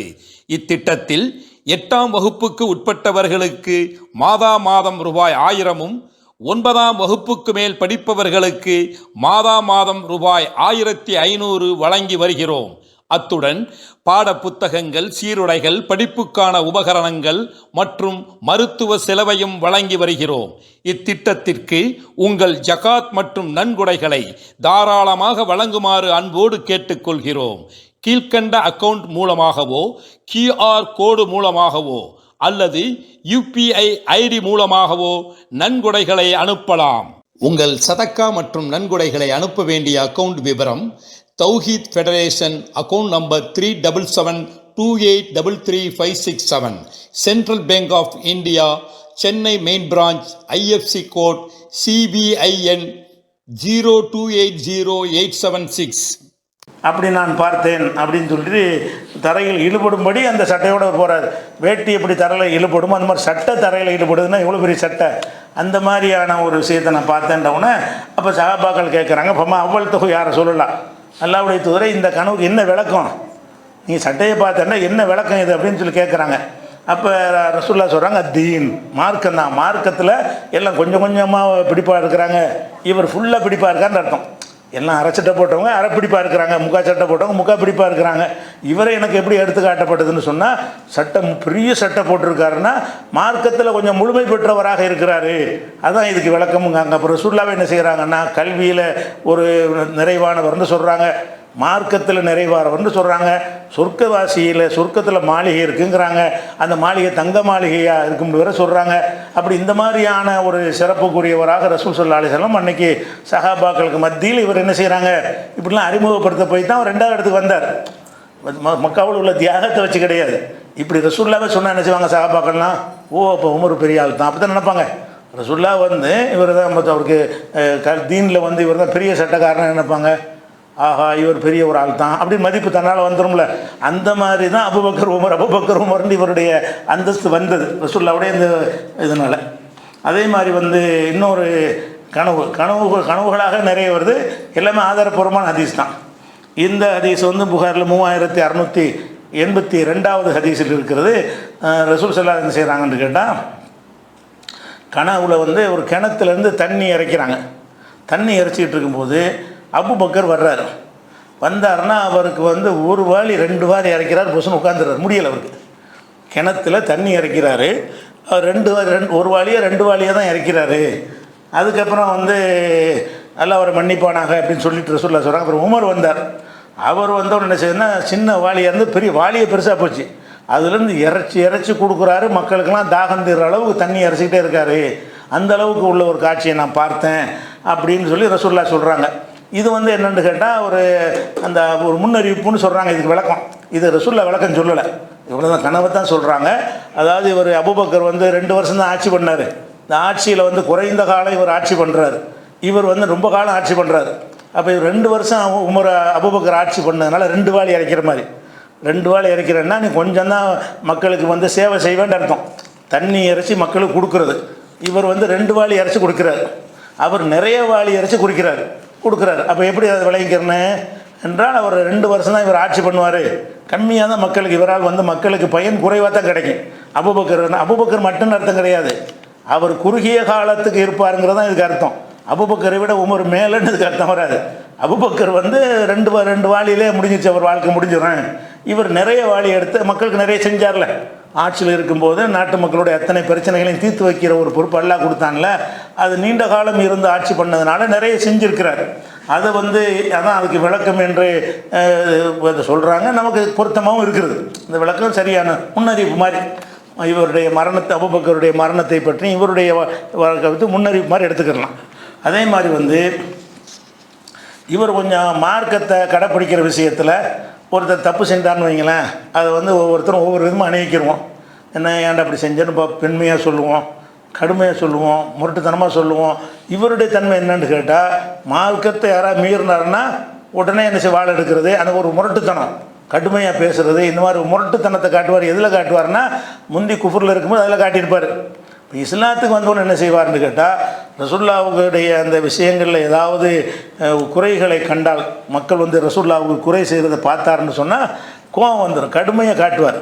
அந்த மாதிரி நடந்ததற்கு வந்து சில சம்பவங்கள் அது ரசூலுல்லாஹ் முன்னிலையில் நடந்திருக்கும் போது அவருடைய சிறப்பும் அதில் சேர்ந்து வருது. இந்த ஹதீஸ் வந்து புகாரில் 3683வது ஹதீஸில் இருக்கிறது. என்ன சொல்றதுன்னு கேட்டால், ரசூலுல்லாஹ்வோட என்ன செய்கிறாங்கன்னு கேட்டால், குறைஷி குலத்து பெண்கள் வந்து பேசிக்கிட்டு இருக்கிறாங்க. குறைஷின்னா முஸ்லீமானவங்க தான், இஸ்லாத்துக்கு வந்து ஹிஜ்ரத் செஞ்சு வந்து மதீனாவில் வந்து மதீனாவாசி பெண்களும் இருப்பாங்க, ஹிஜ்ரத்து பண்ணி வந்த பெண்கள் இருப்பாங்க, அவங்க தான் குறைஷி பெண்கள். அந்த குறைஷி பெண்கள்லாம் வந்து ரசூலுல்லாஹ்வுக்கு முன்னாடி வந்து பேசிக்கிட்டு இருக்கிறாங்க. என்னமோ ரசூலுல்லாஹ்ட்ட கேள்வி கேட்கவோ ஏதோ ஒரு விஷயம் பேசுகிறவோ எதுக்கோ வந்திருக்கிறாங்க, பேசிக்கிட்டு இருக்கிறாங்க. எப்படி பேசுகிறாங்கன்னு கேட்டால், ஆலியத்தன் அஸ்வாத்தகுன் அலா சௌத்தி, ரசூலுல்லாஹ் சத்தத்துக்கு மேலே சத்தத்தை ஒசத்தி பேசிக்கிட்டு இருக்கிறாங்க. ரசூலுல்லாஹ்வுக்கு முன்னாடி பெண்கள் பேசிகிட்டு இருக்கிறாங்க. அந்த பெண்களுடைய குரல் வந்து ரசூலுல்லாஹ் குரலை விட உயர்கிறது, ரொம்ப ஊண்டு பேசிக்கிட்டு இருக்கிறாங்க, அந்த மாதிரி பேசுகிறாங்க. அப்போ வந்து உமர் வந்துக்கிட்ட உள்ளே வரலாமான்னு கேட்குறாரு. ரசூலுல்லாஹ் பார்க்க ஒரு வர்றாரு, வீட்டுக்கு வரலாமான்னு கேட்குறாரு. உடனே அனுமதி கொடுக்குறாங்க. அனுமதி கொடுத்த உடனே உமர் வர்றாருன்னு உடனே இந்த இருந்த பெண்கள்லாம் ஓடி ஹிஜாபு திரைக்கு பின்னாடி ஒழிஞ்சிக்கிட்டாங்க. இந்த ஆள் மூஞ்சில் முடிக்கக்கூடாது அப்படின்னு சொல்லி என்ன செய்கிறாங்க, இப்போ பாதர்னல் ஹிஜாபை நோக்கி விரைந்தார். ஹிஜாப்னா திரையை போட்டு வச்சுருப்பாங்க, ஒரு ரூமுக்குள்ளே ஒழிகிற மாதிரி என்ன செய்கிறாங்க, எல்லா பெண்களும் போய் ஒளிஞ்சிடுறாங்க. அப்போ உமர் இல்லான்னு வந்த உடனே ரசூலுல்லாஹ் சிரிக்கிறாங்க. அவங்களுக்கு இது சிரிப்பாக இருக்குது. என்னென்னு கேட்டால், நம்ம முன்னாடி இந்த பெண்கள்லாம் இந்த சத்தம் போட்டுட்டு இருந்தாங்க, இந்த மனுஷன் வந்தவுடனே ஓடுறாங்களேன்னு ரசூலுல்லாஹ்வுக்கு சிரிப்பு தாங்க முடியலை. அப்போ ரசூல் ஸல்லல்லாஹு அலைஹி வஸல்லம் சிரித்தவுடனே அவர் கேட்குற, அல்லாஹ்வுடைய தூதர் ஏன் சிரிக்கிறீங்க? இவருக்கு தெரியல இந்த சம்பவத்தை, ஏன்னா பெண்கள் ஓடி ஒளிஞ்சது அவருக்கு தெரியலை. அப்போ இவர் வந்தோடு ஒளிஞ்சிட்டாங்க. ரசூலுல்லாஹ்வுக்கு ரெண்டும் தெரியுதுல்ல, இல்லைடா நம்ம கொஞ்ச நேரத்துக்கு முந்தி இவ்வளோ சத்தம் போட்டுட்டு இருந்தாங்க, இப்போ கப்ச்சு கொண்டு போயிட்டாங்களா, ஆளுக்கு இருக்கிறன்னு தெரியலையேன்னு சொல்லி அவர் கேட்குறாரு, ஏன் சிரிக்கிறீங்க? அப்போ ரசூலுல்லாஹ் சொல்கிறாங்க, அஜிப்தி மின் ஹாவுலா இல்லத்தி குன்ன இந்தி, இந்த என்னிடத்துல இருந்த பெண்கள் கொஞ்சம் பேர் இருந்தாங்கப்பா, அவங்கள பார்த்து நான் ஆச்சரியப்படுகிறேன். ஃபலம்மா சமயன சவுத்தக்க, உன்னுடைய சத்தத்தை கேட்ட உடனே இப்ததனல் ஹிஜாப் பக்கம் ஓடிட்டாங்க, திரைக்கு பின்னால் ஓடி போயிட்டாங்க அப்படின்னு ரசூலுல்லாஹ் சொல்கிறாங்க. கால உமர் சொல்கிறாங்க, ஃபன்தஹக்வன் யாரை சொல்லலாம், அல்லாஹ்வுடைய தூதரை அவங்க உங்களுக்கு தானே பயப்படணும், எனக்கே பயப்படுறாங்க, பயப்படுறதா இருந்தால் உங்களுக்கு பயப்படணும் அப்படின்னு சொல்லி சொல்கிறாங்க. அப்போ சும்மா கால உமர் என்ன செய்கிறாருன்னா, பொம்பளையில் கூப்பிட்றாரு, திரைக்கு பின்னாடி கூப்பிட்றாரு. எப்படி கூப்பிட்றாருன்னா, அதுவாத்தி அம்புசிக்கின்ன, தனக்குத்தானே எதிரியாக இருக்கக்கூடியவர்களே, ரசூலுல்லாஹ்வுக்கு மேலே சத்தத்தை ஒசத்தி பேசுனா நீங்களே உங்களுக்கு எதிரிங்கிறாரு, தனக்குத்தானே எதிரியாக இருக்கக்கூடிய பெண்களே, தகப்புனி ஒலா தகப்புன ரசூலுல்லாஹி ஸல்லல்லாஹு அலைஹி வஸல்லம், எனக்கு பயப்படுறீங்க, ரசூலுல்லாஹ்வுக்கு பயப்பட மாட்டீங்களா அப்படின்னு சவுண்டாக அவர் கேட்குறாரு. அப்போ அந்த பெண்கள்லாம் சொல்கிறாங்க, ஆமாம் அப்படி தான் இருக்குது, ஏன்னா அந்த அஃபல்லு அகலலு, நீ ஒரு சரியான முரடராக இருக்கிற அப்படி சொல்கிறாங்க. அப்போ அகலுன்னா முரட்டாசாமியாக இருக்கிற, கடுமையானவராக இருக்கிற, நீ வந்து கடின சித்தம் உள்ளவராகவும் முரடராகவும் இருக்கிறதுனால தான் நாங்கள் என்ன செய்கிறோம், ரசூலுல்லாஹ் அப்படி டீல் பண்ண மாட்டாங்க, நீங்கள் கொஞ்சம் கடுமையாக நீங்கள் செய்வீங்க அப்படின்னு சொல்லி என்ன செய்கிறாங்க, அப்போ சொல்கிறாங்க. அப்போ ரசூலுல்லாஹ்வுக்கு முன்னாடி இந்த சத்தத்தை ஒசுத்துறது என்பதை அது குர்ஆனில் தடுக்கப்பட்ட ஒரு விஷயம். குர்ஆனில் என்ன இருக்குன்னா, லா தர்ஃபு அஸ்வாத்தக்கும் ஃபௌக சௌத்தி நபி, நபியுடைய சத்தத்துக்கு மேலே உங்கள் சத்தத்தை ஒசத்தாதீங்கன்னு அல்லாஹ் குர்ஆனில் கட்டளையிட்டு இருக்கிறான். அதை மீறுறாங்க. ஆனால் ரசூலுல்லாஹ் என்ன செய்கிறாங்க, அது மென்மையை எடுத்துக்கிறாங்க. அது மீறினா கூட என்ன செய்யலை, பயப்படுற மாதிரி அப்படி நடக்காமல் என்ன செய்கிறாங்க, கேட்டுக்கிட்டு இருக்கிறாங்க. பிறகு சொல்லலாம்னு கூட இருந்திருப்பாங்க, அவ்வளோ சத்தம் போட்டு பேசாதீங்கன்னு. ஆனால் இவர் வந்தவொடனே என்ன செய்கிறாங்கன்னா, பயந்து ஓடுறாங்க. அப்போ இது தவறான ஒரு காரியம். ரசூலுல்லாஹ்வுக்கு முன்னாடி அவங்க சத்தத்தை விட அதிக சத்தம் ஒசுறது தப்பு தானே. அந்த தப்பு உண்டு வந்தவொடனே என்ன செய்ய, அவங்களுக்கு படுகிற நம்ம ஜாஸ்தியாக பேசிட்டு உண்டு, அதான் ஓடுறாங்க. அப்போ இதை பற்றி ரசூலுல்லாஹ் என்ன செய்கிறாங்கன்னா, இப்னுல் ஹத்தாபுடைய மகனே, உள்ளதே நஃப்ஸி பியதிஹி, யாருடைய கையில் என் உயிர் இருக்கிறதோ அவன் மீது சத்தியமாக, மா லகீக ஷைத்தானு சாலிகன் ஃபஜ்ஜன் கத்து, நீ ஒரு வீதியில் ஷைத்தான் உன்னை பார்த்து விட்டால், இல்லா செலக்க ஃபஜ்ஜன் கைர ஃபஜ்ஜிக்க, ஓம் பாதையில் வேறு பாதையில் ஓடி போயிடுவான். இந்த ஷைத்தான் ஒரு உருவகமாக சொல்கிறாங்க, நீ ஒரு பாதையில் போனீங்கன்னா அந்த பாதையில் சைத்தான் வந்தான்னு வையன், வேறு பாதைக்கு மாறிக்கிடுவான், ஓம் பாதைக்கு வரமாட்டான் அப்படின்ற சொல்கிறாங்க. இதை கொண்டு சைத்தானவர் அருங்க மாட்டான், அந்த அர்த்தம் கிடையாது. இந்த சைத்தான் தன்மை உள்ளவர்கள் ஓடுறாங்கல்ல, ஊமையை இலக்கியமாக சொல்கிறது, உதாரணமாக சொல்கிறது பழங்கதான். சைத்தான்லாம் ஓட விட மாட்டான், அவன் எல்லாரோடையும் உள்ளுக்குள்ளேயே குடியிருந்துக்கிட்டு இருக்கிறான். ரசூலுல்லாஹ்ட்டே உங்கள்கிட்டயுமான்னு கேட்பாங்க, ஆமாம்பாங்க, அந்த அர்த்தம் கிடையாது. சைத்தான் தன்மை உள்ளவர்கள் வந்து ஓடிடுறாங்கல்ல, இது சைத்தான் தன்மை தானே. இது முஸ்லீமாக இருந்தால் கூட ரசூலுல்லாஹ்வுக்கு மேலே சத்தம் போடுறது சைத்தான் தன்மை. அப்போ இந்த சைத்தான் தன்மை வந்து இருக்கிறவங்க என்ன செய்வாங்க, ஓடி போய் உன்னை கண்டனம் ஓடுறாங்களா இல்லையா. அப்போ ஷைத்தான் வர்ற மாதிரி அந்த மாதிரி ஒரு ஓமையாக ரசூல் ஸல்லல்லாஹு அலைஹி வஸல்லம் என்ன செய்கிறாங்க, இதை சொல்கிறாங்க. இது வந்து புகாரியில் 3693 ஹதீஸில் இருக்குது. அதே மாதிரி வந்து என்ன செய்கிறாங்கன்னா, ரசூல் ஸல்லல்லாஹு அலைஹி வஸல்லம் அவர்கள் ஒரு போர்க்களத்துக்கு போயிட்டு திரும்பி வர்றாங்க. ஒரு போருக்கு போயிட்டு திரும்பி வர்றாங்க. அப்போ ஒரு கருப்பு நிற ஒரு பெண் வர்றாங்க ரசூல்லாட்ட வந்து, அல்லாஹ்வுடைய தூதரே, நான் ஒரு நேர்ச்சை பண்ணேன். என்ன நேர்ச்சைன்னு கேட்டால், ரசூல்லா போருக்கு போயிட்டாங்கல்ல, அப்போ இந்த அம்மா நேர்ச்சை பண்ணுறாங்க எப்படின்னு கேட்டால், போரில் ரசூல்லாவுக்கு எந்த ஒரு ஆபத்தும் இல்லாமல் நல்லபடியாக ரசூல்லா திரும்பி வரணும்னு நேர்ச்சை பண்ணுறாங்க. இந்த அம்மா என்ன செய்கிறாங்கன்னா, நீங்கள் போருக்கு போயிட்டீங்க, நீங்கள் நல்லபடியாக திரும்பி வரணும்னு சொல்லி நான் ஒரு நேர்ச்சை பண்ணிக்கிட்டேன். என்ன எப்படி பண்ணால், நதர்த்து என் ரத்தகல்லாஹு சாலிமன், உங்களை எல்லாம் நல்லபடியாக கொண்டு வந்து சேர்த்து விட்டான். ஏன்னா போர்னா ஆபத்தானது தானே, கொல்லப்பட்டுடலாம் பல மாதிரி இருக்கும்னு. அப்படி இல்லாமல் நல்லபடியாக நீங்கள் வந்து சேர்ந்துட்டீங்கன்னு சொன்னால், அண்ணா அலரிப பையனை எதைக்கே பித்துஃபி ஒத்த அண்ணா ஒத்தகண்ணா, நான் வந்து தஃப்புங்குவாங்கள, தஃப் அடிக்கிற கொட்டு, சலங்கை இல்லாமல் ஒரு கொட்டு இருக்கும்ல, அப்போ உங்கள் முன்னாடி வந்து பாட்டு படித்து கொண்டு கொட்டு அடிப்பது நேர்ச்சி பண்ணிட்டேன். நம்ம நேர்ச்சி பண்ணது எப்படி, சந்தோஷத்தை காட்டுவதற்காக வேண்டி நீங்கள் மட்டும் நல்லபடியாக வந்துட்டீங்கன்னு சொன்னால் நான் என்ன செய்கிறது, இந்த மாதிரி செய்வதாக நேர்ச்சி பண்ணிட்டேன்னு கொட்டோடு வந்துருச்சு அந்த அம்மா. கொட்டை எடுத்துகிட்டு வருது. தப்பு வருது, எல்லார் வீட்லையும் வச்சுருப்பாங்க. கல்யாணங்காட்சிக்கு வந்து அரபுகள்கிட்ட என்ன இருக்கேன், இந்த கொட்டை அடிக்கக்கூடிய விஷயம் இருக்கும். அப்போ வந்தோன்னு என்ன செய்கிறாங்கன்னு கேட்டால், ரசூல்லா சொல்கிறாங்க, இன் குந்தி நதர்த்தி பொலரிபி, நீ நேர்ச்சைன்னு செஞ்சுருந்தா நீ அடிச்சிக்க, என்ன இப்போ இல்லை போல, அப்படி இல்லாட்டி அடிக்க வேணாம், நேர்ச்சைன்னு பண்ணி இருந்தால் அடிச்சிக்க, இல்லாட்டி வேணான்னு சொல்கிறாங்க. அப்போ வந்து அந்த அம்மா என்ன செய்கிறாங்கன்னா, தஃப் அடிக்கிறாங்க. ரசூல்லாட்ட சொன்னதுனால அவங்க பக்கத்தில் உட்காந்து தஃப் அடிக்கிறாங்க. அப்போ வந்து அபூபக்கர் வர்றார். அந்த அம்மா தஃப் அடிச்சுக்கிட்டே இருக்குது. அப்புறம் வந்து அலி வர்றாங்க. அப்பவும் அந்த அம்மா தஃப் அடிச்சுக்கிட்டே இருக்குது.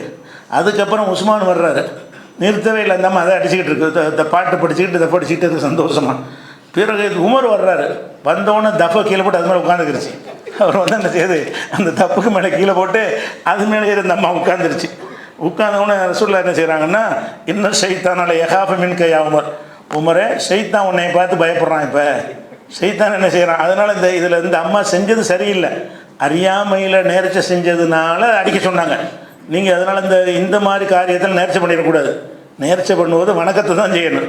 தொழுகை நோம்பு அதை தான் வணக்கத்தை தான் நேர்ச்சை பண்ணணும். கொட்டு அடிக்கிறது பாட்டு படிக்கிறதுலாம் எதில் சேராது, இபாதத்தில் சேராது. ஆனால் அந்த சட்டம் தெரியாத நேரத்தில் இந்த அம்மா வந்து செஞ்சுட்டாங்க. அது ரசூலுல்லாஹ் நேர்ச்சை செஞ்சிருந்தால் செஞ்சுக்க என்று சொன்னாலும் இந்த செயல் வந்து சைத்தான் வேலைன்னு இப்போ காட்டிடுறாங்கல்ல. உமர் வந்தோடனே என்ன, நீ வந்தவொடனே சைத்தான் ஓடுறான் பாரு அப்படின்னா என்ன அர்த்தம், இந்த செயல் நல்லது, இதெல்லாம் மார்க்கத்தில் உள்ள நேர்ச்சை இல்லது. ரசூலுல்லாஹ் அந்த அம்மா அறியாமையில் செஞ்சதுனால செஞ்சுக்கன்ட்டாங்க. அதுக்காக நம்ம இன்றைக்கி என்ன செய்யக்கூடாது, கொட்டு அடிக்கிறேன் பாட்டு படிக்கிறேன் நேர்ச்சை பண்ணக்கூடாது. எல்லாம் என்னுடைய நோயை குணமாக்கினால் நான் 2 பாட்டு படிக்கிறேன், இதில் இது ஒரு வழக்கமா, நான் கொட்டு அடிக்கிறேன்னு அது வந்து செய்யக்கூடாது. அறியாமல் அந்த நேர்ச்சியுடைய சட்டங்கள் தெரியாத நேரத்தில் அந்த அம்மா செஞ்சுட்டாங்க. செஞ்சதுக்காக ரசூலுல்லாஹ் அடிக்க விட்டுட்டாங்களே தவிர அந்த நேரத்திலே அது தவறுங்கிறத காட்டக்கூடிய ஒரு சம்பவம் சேர்ந்து வந்துடுது. அஸ்ஸலாமு அலைக்கும். இஸ்லாத்தை அறிய விரும்பும் பிரமத மக்களுக்கு தேவையான நூல்களை NTF சார்பாக வழங்கி வருகிறோம். NTF தலைமைக்கு கடிதம் மூலமோ அல்லது அதிகார தொடர்பு எண்ணிற்கு வாட்ஸ்அப் மூலமும் அணுகும் பிற மத சகோதர சகோதரிகளுக்கு திருக்குர்ஆன் தமிழ் மொழியாக்கம் மற்றும் இஸ்லாத்தை தூய வடிவில் அறிந்து கொள்ள தேவையான இன்னும் பல நூல்களை இலவசமாக வழங்கி வருகிறோம். இந்த தாவா வகைக்கு உங்கள் சதக்கா மற்றும் நன்கொடைகளை தாராளமாக வழங்குமாறு அன்போடு கேட்டுக்கொள்கிறோம். உங்கள் சதக்கா மற்றும் நன்கொடைகளை அனுப்ப வேண்டிய அக்கவுண்ட் விவரம் Tawheed federation, account number 3772833567, central bank of India, Chennai main branch, IFC code CBIN 0280876. எப்படி வந்துடுது அது சொல்கிறாங்க, என்ன ஷைத்தான இல்லை யகாஃபு மின்கையா உமர், உமரே ஷைத்தான் உன்னை பார்த்து பயப்படுறான். அந்த பொம்பளை தான் அப்படிங்கிற சொல்கிறாங்க, ஷைத்தான் உன்னை பார்த்து பயப்படுறான்னு. அந்த பொம்பளை தான் பயந்துச்சு. இந்த நிகழ்ச்சியில் பயந்தது யார், அந்த கொட்டு அடித்த பொம்பளை தானே. அப்போ ஷைத்தான் உன்னை பார்த்து பயப்படுறான்னு சொல்வதன் மூலமாக அந்த செயல் நல்ல செயல் இல்லை. கொட்டு அடிக்கிறது வணக்கம் மாதிரி கொட்டு அடிக்க, சும்மா கொட்டு அடிக்கலாம், நீங்கள் சும்மா விளையாட்டு போல் கொட்டு அடிக்கிற விஷயம் வேறு, பாட்டு படிக்கலாம், இசை இல்லாமல் பாட்டு படிக்கலாம். ஆனால் இது ஒரு வணக்கமாக நேர்ச்சை பண்ணல அம்மா சொல்லுது. அது நேர்ச்சையாக செய்யும்போது சைத்தானுடைய வேலை தான் அது அப்படின்னு ரசூலுல்லாஹ் சொல்கிறாங்க. அப்போ வந்து இதில் இது திருமதியில் ஒரு சரியான ஹதீஸ் தான். திருமதியில் 3690 ஹதீஸில் இடம்பெற்றிருக்கிறது. அப்போ இப்படி வந்து ரசூல் ஸல்லல்லாஹு அலைஹி வஸல்லம் காலத்தில் ரசூல்லா விட மக்கள் வந்து இவருக்கு பயப்படுற மாதிரி, தப்பு செய்கிறவங்க கொஞ்சம் சரியாக நடக்காதவங்க ரசூல்லா பார்த்தா கூட பயப்பட மாட்டாங்க. இந்த ஆளு வந்து அம்மாடி என்ன செய்வார் தெரியலையே அப்படிங்கிற அளவுக்கு கொஞ்சம் மார்க்கத்தில் ஒரு கடும் போக்காக இருக்கக்கூடியவராக இருக்கிறார். அதே மாதிரி வந்து இன்னொரு செய்தி ரசூல்லா சொல்கிறாங்க. அதாவது ரசூல்லா காலத்துக்கு முன்னாடி ஒரு மனிதர்களுக்கு சில ஆற்றல் எல்லாம் கொடுத்துருந்தான். ரசூல்லா காலத்தில் நிப்பாட்டிட்டான். என்ன ஆற்றல்னு கேட்டால், இப்போ நபிமார்கள் இருக்காங்க இல்லையா, நபிமார்கள் இல்லாமல் சிலருக்கு வந்து அல்லாஹ் சில செய்திகளை வந்து உள்ளத்தில் போடுவான். அவங்களுக்கு பேர் முஹுதஸ்ன்னு சொல்லுவாங்க. முஹுதஸ் அல்லது முல்ஹம் என்று சொல்லுவாங்க. முல்ஹம்னா இல்ஹாம், அதாவது ஒரு அவங்க உள்ளத்தில் ஒரு கருத்தை அல்லாஹ் போடுவான், கரெக்டாக இருக்கும், வஹி வந்த மாதிரி. அந்த நபிமார்களுக்கு காலத்தில் வந்து ரசூல்லா காலத்துக்கு முந்தி சில மனிதர்கள் இருந்தாங்க. அவங்களுக்கு பேர் முஹுதஸூன்னு சொன்னால் இறைவனால் செய்தி அறிவிக்கப்படும், ஆனால் நபியாக இருக்க மாட்டார்கள் அப்படிங்கிறாங்க ரசூல்லா. செய்தி உள்ளத்தில் எல்லாம் போடுவான், ஆனால் அவங்க நபி கிடையாது. அப்படி சிலது சட்டத்திட்டங்கள்லாம் வராது. அவங்கள ஏதாவது சில விஷயங்களை ஒரு ஆலோசனை சொன்னாங்கன்னா கரெக்டாக இருக்கும். அப்படி இறைவன்கிட்ட வந்த ஒரு செய்தி மாதிரி சொல்லுவாங்க. இப்படி சில ஆளுக்கு என்ன செஞ்சாங்க, முந்தைய உம்மத்துகளில் இருந்தாங்க. அதை பற்றி ரசூல்லா என்ன சொல்கிறாங்கன்னு கேட்டால், லக்கதுக்கான ஃபீமன் கான கபுலக்கும் மின்பனி இஸ்ராயில், பனி இஸ்ராயில்களில் உங்களுக்கு முந்தி உள்ள இந்த சமுதாயத்தில் ரிஜாலுன் யு கல்லமூன மின்கை ஐயக்கூன அம்பியா, நபிமார்களாக இல்லாமல் அல்லாவிடமிருந்து செய்தி அறிவிக்கப்பட்டவர்கள் வந்து உரையாடப்பட்டவர்கள் கல்லமூன, இறைவனால் பேசப்பட்டவர் மலக்கு மூலமாக பேசுகிற மாதிரி உள்ளவர்கள் இருந்தார்கள். ஐயக்கும் மின் உம்மத்தி மின்ஹும் அகதுன் உமர், என்னுடைய உம்மத்தில் அப்படி யாராவது இருப்பதாக இருந்தால் அது உமராக இருப்பார். அப்போ அந்த உம்மத்துக்கு கிடையாது, அதில் எடுத்துவிட்டான். என்கிட்ட இல்லாட்டி எனக்கு வகை வந்துச்சுன்னு கெடுத்துட்டு போயிடுவாங்க. அந்த காலத்தில் ஒரு நபி இருக்கும்போது இன்னொருத்தர் சொன்னார், இன்னொரு நபி இது கரெக்ட் பண்ணிடுவார். இப்போ அதெல்லாம் இல்லை, அந்த வாசம் அடைச்சதுனால இந்த மாதிரியான ஆட்கள் சில பேருக்கு அல்ல ஏதாவது போட்டான்னு வைங்களேன், அதை வச்சுக்கிட்டு எனக்கு அல்லா சொன்னால் எனக்கு அல்லா சொன்னான்னு உண்டாயிருவாங்க. நிஜமாகவே ஒரு ஆளுக்கு அப்படி எல்லா செய்தியை சொன்னாலும் செய்தி சொல்லாத ஒருத்தன் எனக்கு வந்துருச்சுன்னுவான். அப்போ எனக்கு வந்துச்சுன்னு தப்பான செய்தியை சொல்லி மக்களை வழிகெடுத்துருவான்.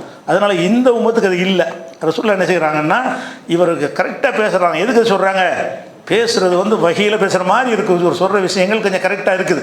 சில விஷயங்களை கருத்துக்களை சொல்கிறாரு, அதே மாதிரி வரலாற்றுலேருந்து வகை வந்துடுதுல்ல. அதனால் என்ன செய்கிறாங்கன்னா, இறைவன் சொல்லி கொடுத்து பேசுகிற மாதிரி இருக்குப்பானே, இறைவன் அறிவித்து கொடுத்து பேசுகிற மாதிரி இருக்குது. ஆனால் உனக்கு அறிவித்து கொடுக்கல. முந்தைய சமுதாயத்தில் அறிவித்து கொடுத்து பேசுவார்கள், இந்த சமுதாயத்தில் அது இல்லை.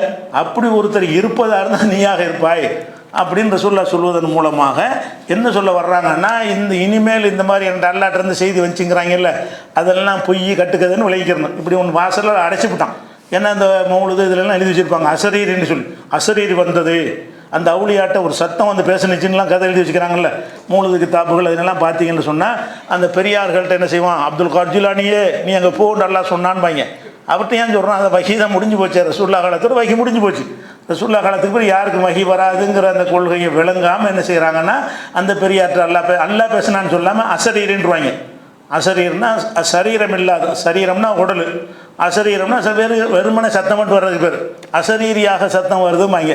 ஒரு சத்தம் மட்டும் வரும்ன்ற மாதிரியான கிஸ்ஸாக்கள் நிறைய இருக்குது, மௌலுது கிதாபில் இருக்குது. இந்த அவுலியாக்கள்னு சொல்லக்கூடிய அவங்களுடைய கதைகளில் இப்படி என்ன செய்யும், சாவுல மீது ஆண்டவர் படுத்து கிடந்தார், ஒரு சத்தம் வந்தது, சாவுல மீதே நீ இங்கிருந்து தென்காசிக்கு போ என்று சத்தம் வந்தது, போனார்பாங்க. அது அவருக்கு ஏன் சத்தம் வருது, அந்த வாசலெல்லாம் அடைச்சி விட்டானே. அப்போ ரசூலுல்லாஹ் காலத்துக்கு இப்போ முந்தி இருந்துச்சு. அதெல்லாம் ரசூலுல்லாஹ் காலத்துக்கு முந்தி என்ன செய்வான்ல, நீ அந்த ஊருக்கு போகணும் கூட ஒருத்தருக்கு சொல்லுவான். அது வந்து வேறு ஒரு வகை, அதை நுபுவத்து இல்லாத ஒரு வகை ஒன்று வச்சுருந்தான்ல. அது முந்தைய சமுதாயத்துக்கு இருந்தது, என் சமுதாயத்துக்கு இல்லைன்னு ரசூலுல்லாஹ் சொல்லிவிட்டாங்க. சரியா, இதை ஞாபகத்தில் வச்சுக்கிறணும். அதுக்கு மறுப்பாக இந்த ஒரு செய்தி இருக்குது. ரசூலுல்லாஹ் காலத்துக்கு முந்தி தான் இப்படி இருந்துச்சே தவிர, ரசூலுல்லாஹ் காலத்துக்கு பிறகு எனக்கு அவர் சொன்னார் தர்கா கட்டலாம் தானே சொல்கிறாங்க. அசரீர் ஏன்டா தர்கா கட்டினீங்கன்னா, அசரீரில் வந்து ஒருத்தர் சொன்னாருக்குள்ளே நான் அடங்கியிருக்கேன், என்னை கட்டுண்டார் கட்டிட்டேங்கிறாங்க. அப்போ இவர் அசரீரி அல்லாஹ் சொல்கிறாங்கிறாங்க, அல்லாட்டிருந்து செய்தி வருதுங்கிறாங்க. அல்லாட்டிருந்து செய்தி யாருக்கு என்ன செய்யாது, வரவே வராது. அந்த வாசல் அடைக்கப்பட்டு விட்டது, ரசூலுல்லாவோட முடிஞ்சு விட்டது. சரி, அப்போ இந்த ஒரு செய்தியில் பார்க்குறோம். அப்போ இவர் என்ன மாதிரி ரசூலுல்லாஹ் கணிக்கிறாங்கன்னு கேட்டால், இறைவனிடமிருந்து ஒரு செய்தி அறிவிக்கப்படும் பொழுது பிழையாக இருக்குமா, பிழையாக இருக்காது. அந்த மாதிரி இவர் சொல்கிற பிழை இருக்க மாட்டேங்குது. இவர் கரெக்டாக சொல்கிறாரு. இவர் சொல்கிற மாதிரியே சட்டங்கள் வந்துக்கிட்டு இருக்குது. அப்படிங்கும்போது இவர் ஒரு அந்த முஹதஸ் மாதிரி இருக்கிறார் இவர். ஆனால் முஹதஸ் இல்லை அப்படின்னு ரசூல் ஸல்லல்லாஹு அலைஹி வஸல்லம் சொல்கிறாங்க. அது அவரைத்தான் சொல்கிறாரு, வஹீல சொல்லலை. உமர் சொன்ன கருத்துக்கள் எதுவுமே வஹீல சொன்னது கிடையாது. ஆனால் வஹீல அந்த காலத்தில் சொல்லுவாங்கல்ல, அவங்க சொல்கிற மாதிரி கரெக்டாக சொல்கிறாரு அப்படின்னு சொல்கிறாங்க. இது வந்து இதுவும் அவருடைய கிரேட ஒரு சிறப்பு தானே. இந்த உம்மத்தில் இவர் தான் அப்படி இருக்காருன்னு சொன்னால் அது ஒரு சிறப்பு தானே. அது ஷார்ப்பாக சிந்திக்கக்கூடிய அறிவாளா கொடுத்துதான். ஷார்ப்பாக இதை என்ன செய்வார்னா, இதுக்கு இதான் இப்படி சொன்னால் தான் சரியாக வரும் கணிப்பார், கரெக்டாக இருக்கும். அந்த மாதிரியான ஒரு ஆள். இது புகாரில் 3689 ஹதீஸில் இருக்குது. அதே மாதிரி வந்து ரசூல் ஸல்லல்லாஹு அலைஹி வஸல்லம் ஒரு தோட்டத்தில் இருக்கிறாங்க. தோட்டத்தில் இருக்கும் பொழுது ரசூல்லா வந்து நல்லா அறிவிச்சுப்பான் போல இருக்குது. ஒருத்தராக வருவாங்க, வர்றவங்களெலாம் சொர்க்கவாசின்னு சொல்லி நற்செய்தி சொல்லியிருப்பான். அவன் ரசூல் அது மாதிரி சொல்லுவாங்க, யார் நுழைகிறாரோ அவரை சொர்க்கவாசி நற்செய்தி சொல்லு அப்படின்னு சொல்லியிருப்பாங்க. முதல்ல வந்து அபூபக்கர் வருவார், ஒரு மனிதர் வருவார். வந்தவொடனே அதை திறந்துட்டு உள்ளே வரலாமான்னு கேட்பார். தோட்டத்துக்குள்ளே இருப்பாங்க, வாசலில் ஒருத்தர் நிற்பார், உள்ளே வரலாமான்னு கேட்பார். உள்ளே வர சொல்லுங்கள். வர சொல்லும் பொழுது அவருக்கு சொர்க்கவாசின்ற செய்தியும் சேர்த்து சொல்லுங்கன்ற சொல்லுவாங்க. அபூபக்கர் வந்து உள்ளே வரலாமான்னு கேட்பார். வாங்க, நீங்கள் சொர்க்கவாசின்னு நற்செய்தி ரசூலுல்லாஹ் உங்களுக்கு சொல்லிட்டாங்க, போங்க உள்ளக்க அப்படிம்பார். அந்த மாதிரி வரும் பொழுது அபூபக்கர் வருவார். அதே மாதிரி வந்து உமர் வருவார். அது மாதிரி உஸ்மான் வருவாங்க. இவங்களுக்கெல்லாம் அந்த சொர்க்கவாசிகள்னு சொன்னதாக வர்ற ஹதீஸில் இவரையும் சொல்கிறாங்க. இது அந்த மாதிரி வருவாங்கன்னு அல்லாஹ் வந்து அறிவித்து கொடுத்து அது மாதிரி வர வைக்கணும். சொல்லி வச்ச மாதிரி இப்படி வர்றாங்கன்னா அல்லாஹ் அனுப்புகிறான். அந்த அல்லாஹ் வஹி அடிப்படையில் நடக்கிற காரியமாக இருக்கிறதுனால இன்றைக்கி வந்து என்னென்னலாம் வரணும்னு அல்லாஹ் முடிவு செஞ்சால் வந்து தான் ஆகணும். அல்லாஹ்வுடைய முடிவு பிரகாரம் இருந்ததுனால சொல்லி வச்ச மாதிரி வரிசையாக வர்றாங்க. அவங்களெல்லாம் சொர்க்கவாசிகள் நற்செய்தி சொல்லுங்கள். அந்த வகையிலையும் இவர் சொர்க்கவாசியில் ஒடியாடுறார். இவர் வந்துடுறார், அபூபக்கர் வந்துடுறார். அபூபக்கர் இதில் கூட இந்த செய்தி நம்ம சொல்லலை. அடுத்ததான் என்னென்னு கேட்டால், இவர் கருத்துப்பட நிறைய விஷயங்கள் வந்து வஹியாக வந்திருக்கு. அதாவது இவர் ஒரு கருத்தை ரசூலுல்லாஹ் கூட சிந்திச்சிருக்க மாட்டாங்க. இவர் சிந்திச்சு இதான் சரின்னு சொல்லுவார். ரசூலுல்லாஹ் யோசிச்சுட்டே இருப்பாங்க, அதான் சரின்னு அவர் சொன்னது சரின்னு வராது. அந்த சட்டத்தை எல்லாம் என்ன செய்வான், அவன் இறக்கிடுவான். அது சொல்கிறாரு, எப்படி சொல்கிறாருன்னு கேட்டால், உமரே சொல்கிறாரு, வாஃபக்து ரப்பி ஃபீ ஸலாஸின், 3 விஷயங்களில் நான் வந்து என் இறைவனுடைய கருத்துக்கு ஒப்ப நான் பேசிவிட்டேன். என் கருத்துக்கு ஒப்ப இறைவன் பேசிட்டான்னு சொல்லக்கூடாதுல்ல, அது பெரிய தப்பாக அல்லாஹ்வுடைய மரியாதை கொடுத்து பேசுகிறார். இறைவன் கருத்துக்கு ஏற்ப நான் பேசிவிட்டேன், என் கருத்து அல்லாஹ் பேசிட்டான்னா பயங்கரமான வார்த்தையை போயிடும். அதனால் என்ன செய்கிறாருன்னா, வாஃபக்து ரப்பி ஃபீ ஸலாஸின், 3 விஷயங்களில் என் ரப்புடையோட நான் ஒத்து போய்விட்டேன். 3ல் நிறைய ஒத்து போயிருக்காரு. இது நடக்கும்போது 3 நடந்திருக்கு. அதுக்கு பிந்தியும் சில சம்பவங்கள் இருக்குது. அது 3 விஷயம் என்னென்னு கேட்டால், ஒன்று மகாம இப்ராஹிம். மகாம இப்ராஹிம்ங்கிறது என்னென்னு கேட்டால், அந்த காபத்துல்லாவில் வந்து அந்த வாசல் இருக்குல்ல, வாசல் வழியாக இருக்கிறது முதல் வளைக்கணும். மகாம இப்ராஹிம் என்னென்று வளைக்கணும். இப்ராஹிம் நபி அவர்கள் அந்த காபத்துல்லாவை கட்டுறாங்களா, கட்டின பிறகு நம்ம வந்து காபாவுக்கு வெளியே தொழுகிறோம். நம்ம வந்து காபா வந்து நம்ம எதுக்கு பயன்படுத்துகிறோம், வெளியே தொழுகிறோம், உள்ளுக்குள்ளே போய் தொழுகிறதில்ல. இப்ராஹிம் நபி கட்டது உள்ளே தொழுகிறது தான், அது பள்ளிவாசல் தான். அது காபா என்பதுக்குள்ளே தான் அவங்க தொழுதாங்க. அவங்க தொழுகும் போது அவருக்கு ஒரு கிபிலா தானே இருக்கும். நம்ம 4 பக்கமும் தொழுகிறோம். அவருக்கு வந்து உள்ள வாசல் வழியாக நுழையிறாருல, வாசல் நுழையிறது தான் கிபிலா. நுழைஞ்சு எந்த பக்கம் இருக்குது அதான் கிபிலா. அப்போ அந்த வாசல் பக்கம் உள்ளதுக்கு தான் வந்து இப்ராஹிம் நபியுடைய கிபிலா. அந்த இடத்துல வந்து தான் தொழுவுறு சிறந்ததுன்னு சொல்லி அதுக்கு நீங்கள் முக்கியத்துவம் கொடுத்து மக்களை சொல்லுங்கள். இப்ராஹிம் நபியுடைய மக்காம்னா அந்த இப்ராஹிம் நபி தொழுத திசை, அதாவது காபாவுடைய 3 திசை 4 திசை இருக்குல்ல, அதில் வந்து இந்த வாசலுக்கு ஆப்போசிட்டில் உள்ள திசை, இந்த செவத்து பக்கம் உள்ள 25% இடம் காபத்துல்லாவை சுற்றி 4 திசையில் இருக்குதுன்னு சொன்னால், இந்த ஒரு செவர் பக்கம் உள்ளது தான் வந்து இப்ராஹிம் நபி நின்று தொழுத திசை. அதை வாசலை பார்த்து இருக்கக்கூடிய வகையில் என்ன செய்யணும், இப்ராஹிம் நபி தொழுதாங்கல்ல, அது வந்து கிபிலாவில் 2 கிபிலா. அது பார்த்தீங்கன்னா நமக்கு வந்து சுற்றி தொழுகிறது ஒரு கிபிலா வருது. அவன் நம்ம அந்த திசையில் தொழுதிங்கன்னா இப்ராஹிம் நபி கிபிலாவையும் நம்ம பின்பற்றுறோம், ப்ளஸ் வந்து நமக்கு சொல்லப்பட்ட கிபிலாவையும் பின்பற்றுறோம். அதனால் அந்த நன்மை இருக்குன்ற மாதிரி இவராக சிந்திச்சு, இப்படிலாம் யாரும் சிந்திக்க மாட்டாங்க. இவர் என்ன செய்கிறாருன்னு கேட்டால், மகாம இப்ராஹிம் இந்த இடத்துல தொழுகிறதுக்கு நல்லது, இதை கொஞ்சம் வலியுறுத்துங்க அப்படிங்கிறாரு. இவர் போய் ரசூலுல்லாஹ் சொல்லிக் கொடுக்கலாமா, சொல்லக்கூடாது. அது அல்லாஹ் அப்படி இருந்தால் அல்லாஹ் சொல்லிடுவான். ஆனால் ரசூலுல்லாஹ் பேசாமல் கேட்டுக்கிட்டு இருக்கிறாங்க. கேட்டவுடனே என்ன செய்யுதுன்னு கேட்டால், ஒத்தகைது அல்லாஹ் குரான் அல்லாஹ்ட்டேருந்து வசனம் வருது. பக்கராவில் 125வது வசனம். அதில் என்ன வருதுன்னு கேட்டால், ஒத்தகைது மி மகாமி இப்ராஹிம முசல்லா, மகாம இப்ராஹிம்லையும் சில தொழுகைகளை ஏற்படுத்தி கொள்ளுங்கள். நம்ம ஹஜ்ஜிக்கு போனோம்னா 4 திசையில் எந்த திசையிலையும் தொழுவலாம். ஆனால் கண்டிப்பாக இந்த மகாம இப்ராஹிம் இந்த திசையிலையும் ஒரு தொழுகையாவது தொழுது பண்ணணும். சில தொழுகைகளையாவது அதில் தொழுது விடுங்கள். அப்போ இப்ராஹிம் நபி எந்த திசையில் தொழுதார்களோ அந்த திசையிலையும் தொழுவுங்க. மற்ற தொழுகையில் விரும்பி எங்கிட்ட ஒரு 4 பக்கம் எங்கிட்ட தொழுதுக்கிறேன். காபாவை இது காபான்னு வச்சுக்கிட்டோம்னா 4 பக்கம் தொழுவலாம். ஆனால் இது காபாவுடைய வாசல் வைங்க, இந்த இப்படி தானே தொழுதாரு. அப்போ இந்த செவத்துக்கு பின்னாடி இப்படி நோக்கி, அதாவது அதுக்கு முதுவை காட்டிக்கிட்டு தொழுகிறாங்கல்ல, அப்படி தொழுதாங்கன்னா அது என்னவாயிரும்னா மக்காம இப்ராஹிம் நபியுடைய கிபிலாவை ஆயிரும். அப்போ அந்த இப்ராஹிம் நபியுடைய கிபிலாவில் நீங்கள் ஆக்கிக்கிறங்கன்னு நான் சொன்னேன். அதே மாதிரி வகி வந்துட்டுதுங்கிறார். இது புகாரில் 402வது ஹதீஸில் இருக்கிறது. அதே மாதிரி ஹிஜாபுடைய சட்டம் வரலை. ரசூலுல்லாஹ்வுடைய ஆரம்ப காலத்தில் பெண்கள்லாம் அந்த ஹிஜாபை தங்களை மறைத்து கொள்வது, ரசூலுல்லாஹ் மனைவிமார்கள், எல்லா பெண்களும் அல்ல, ரசூலுல்லாஹ்வுடைய மனைவிமார்கள் விஷயமாக அவர் சொல்லுவார், அல்லாஹ்வுடைய தூதரை உங்களை பலதரப்பட்ட ஆளுக்கு சந்திக்க வர்றாங்க, நல்லவன் கெட்டவன்லாம் வர்றாங்க, பல நாட்டு தூதர்கள்லாம் வர்றாங்க. அதில் உங்கள் மனைவியர் சாதாரணமான அந்த ஜாகிலியா காலத்து உடையோட அப்படி நடமாடிக்கிட்டு இருந்தாங்கன்னு சொன்னால் வீட்டுக்கு அவங்களுக்கு டீ கொடுப்பாங்க, காப்பி கொடுப்பாங்க. அந்த என்ன ட்ரெஸ்ஸு ஊரில் வழக்கமாக இருக்குது அந்த ட்ரெஸ் தானே போட்டிருப்பாங்க. அந்த மாதிரி உடைகளோடு வரும்பொழுது இவங்க பல கெட்டவர்கள்லாம் வருவார்கள். அது நல்லதாக இல்லை, உங்கள் கௌரவத்துக்கு ஏற்றதாக இல்லை. அதனால் உங்கள் மனைவிமார்களுக்கு அந்நியர்களுக்கு விட்டு விலகி இருக்குமாறு நீங்கள் உத்தரவு போடுங்க. ஹிஜாப்னா அந்நியரை திரை போட்டுக்கொள்வது இது மறைச்சிக்கிறணுங்கிறது. இது ரசூலுல்லாஹ்வுடைய மனைவிமாருக்கு மட்டும்தான் உள்ள சட்டம். பெண்கள்லாம் எல்லாத்துக்கும் உள்ள சட்டம் கிடையாது. ரசூலுல்லாஹ்வுடைய மனைவிமார்கள் முகம் உள்பட எல்லாத்தையும் மறைக்கணும். அப்படி மறைச்சிக்கிறங்கன்னு சொல்லி இவர் என்ன செய்கிறாரு, ரசூலுல்லாஹ்ட்ட சொல்கிறார். பல தடவை சொல்லிக்கிட்டு இருக்கிறார். சொன்ன உடனே இப்போ நசலத்து ஆயத்தில் ஹிஜாப், அப்போ உடனே ஹிஜாபுடைய வசனம் இறங்குறது. நீங்கள் மூமினான உங்களுடைய மனைவிமாருக்கு சொல்லுங்கள், அவங்க ஹிஜாபுக்கு எதை நீங்கள் கேட்பதாக இருந்தால் திரைக்கு அப்பால் இருந்தே கேளுங்கள். ரசூலுல்லாஹ்வுடைய மனைவி விட்டதும் கேட்க போனீங்கன்னா அவங்க ஸ்க்ரீனுக்கு அப்பால் இருப்பாங்க, அப்படி தான் நீங்கள் கேட்கணும், அதுதான் உங்களுக்கு நல்லதுன்னு சொல்லி இவர் என்ன சொன்னாரோ அதுக்கு ஏற்றவாறு என்ன செய்கிறது, அல்லாஹ்ட்ட வசனம் வருது. ரசூலுல்லாஹ் அது திங்க் பண்ணலை. நம்ம மனைவியர் இருக்கிறாங்க, பல தரப்பட்ட ஆளுங்க வர்றாங்க, பல மாதிரி பார்வை உள்ளவங்க இருப்பாங்க, இப்படி நம்ம பெண்களை நடமாட விடுறது நல்லது இல்லைன்னு ரசூலுல்லாஹ்வுக்கு தோணலை. இவர் திருப்பி சொல்கிறாரு. அதுக்கு ஏற்றவாறு அல்லாஹ்விடமிருந்து வந்துருச்சுன்னா அதான் நான் இறைவனுக்கு ஏற்பது சொல்லிட்டேன். இவர் ஒரு கருத்தை நினைக்கிறாரு. ரசூலுல்லாஹ் நினைக்கிறதுக்கு முன்னாடி அல்லாஹ்ட்ட என்ன செஞ்சிருது, வகி எல்லாத்துலேயும் இல்லை. இது சொன்ன எவ்வளோ லிஸ்ட் அவ்வளவுதான். எதை சொன்னாலும் இப்படி கரெக்டாக இருக்குன்னு அர்த்தம் கிடையாது. நிறைய தவறாக சொன்ன லிஸ்ட் பின்னா நான் சொல்லுவேன், அவர் சொன்னபடி நடக்கலைங்கிற விஷயங்கள் நிறைய இருக்கிறது. ஆனால் எது ப்ளஸ்ஸாக இருக்குது அத்தனையும் சொல்லி தான் ஆகணும். அந்த மாதிரியான ஒரு விஷயம் 2வது விஷயம் ஆகிவிட்டது. அடுத்ததாக ரசூலுல்லாஹ்வுடைய பத்ர் போருடைய கைதிகளை என்ன செய்கிறதுன்னு மசூரா பண்ணுவாங்க. அபூபக்கர் சொல்லுவார், விட்டுருவோம், பேசாமல் இழப்பீடு வாங்கிட்டு விட்டுருவோம் பாரு. இவர் என்ன செய்வார்னா, இவங்க போய் படையை தட்டி மாதிரி சண்டைக்கு வருவாங்க, கொண்டு போட்டுருணும், சண்டை யுத்தம் தான் இது, யுத்தத்தில் என்ன விடுறது அப்படின்னு இவர் சொல்லுவார். ஆனால் அபூபக்கர் சொல்ல கேட்டு ரசூலுல்லாஹ் விடுவிச்சிருவாங்க நஷ்டீடை வாங்கிட்டு. ஆனால் அல்லாஹ் கண்டிச்சு என்ன செய்வான், இவரை நீ உங்களுக்கு இது கைது எண்ணத்துக்கு நீங்கள் நிலைமை உறுதியாகிற வரைக்கும் நீங்கள் அப்படி செய்யக்கூடாதுன்னு வசனம் இவர் சொன்னதுக்கு ஏற்ப வரும்.